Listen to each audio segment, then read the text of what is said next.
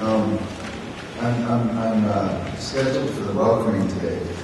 I don't want to make you nervous by all these books and papers I brought. These represent in many ways my father's mind to me. Many different pages marked, reread, and checked. I want to first just say I'm so happy to have so many people come from so many different places to honor my father's life. He would have been comfortable in taking his time in his introduction to his house speech. I'm going to take that time now. And I know I don't fit exactly into my sister's schedule, but I'm just going to peek into this. When we were kids, we would sit and my dad would have these sort of famous long house speeches, and I never understood exactly what the purpose of what they were for. I mean, I know there was specific information you had to impart, and my sister has a list of things I'm supposed to tell, and I'm going to do that.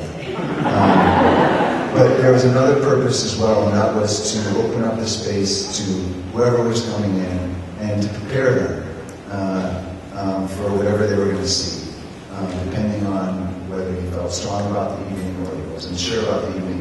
It would sort of dictate where his house speech would be.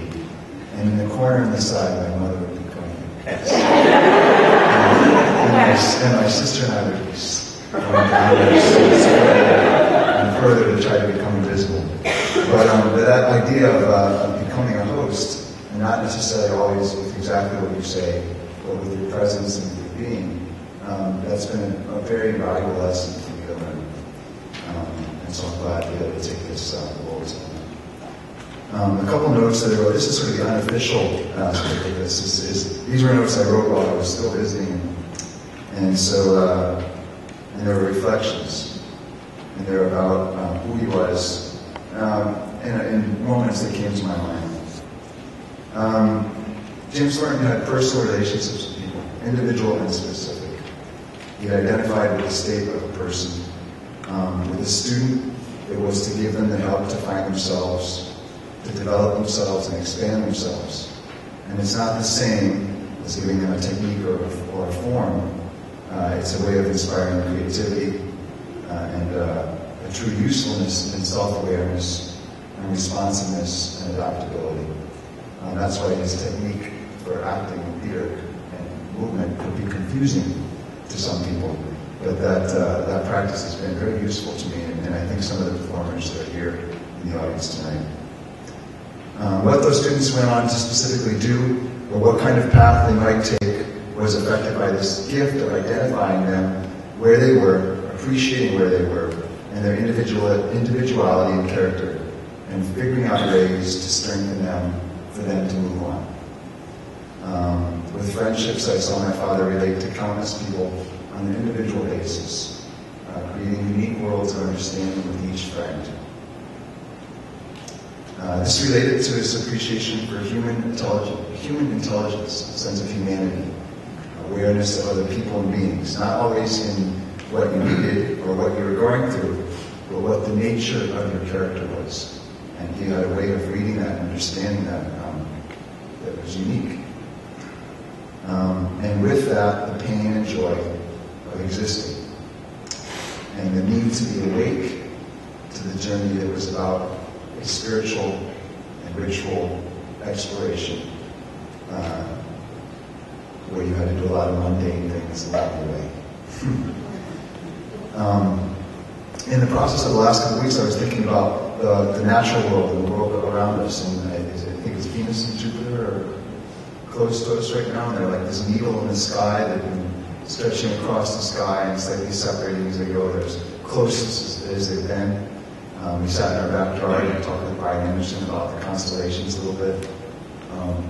We were looking up I was looking up the sky in Richmond, Virginia, and I was looking at this constellation, and it was right before I was going to come to see my mother, and on a friend of mine's birthday, and it was Orion, which was the first sign, the Orion Hunter, the first sign my father pointed out to me in the sky, on the back of Grady Terrace Portage in Washington, D.C., not far from where I live now.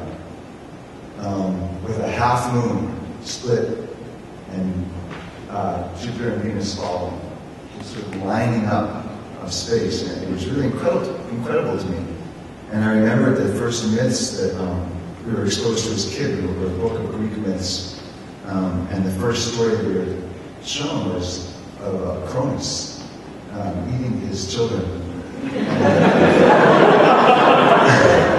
And it imparted a really powerful idea of the father,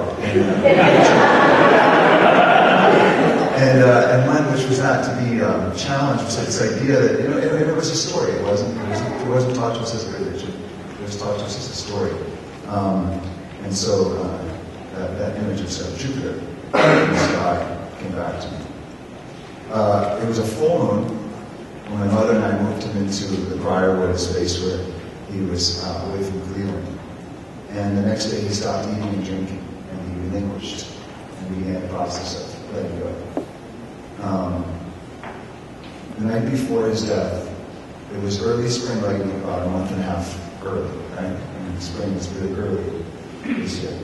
And it was really tumultuous. And there was lightning from a distance and lightning close, and it was a really vibrant night.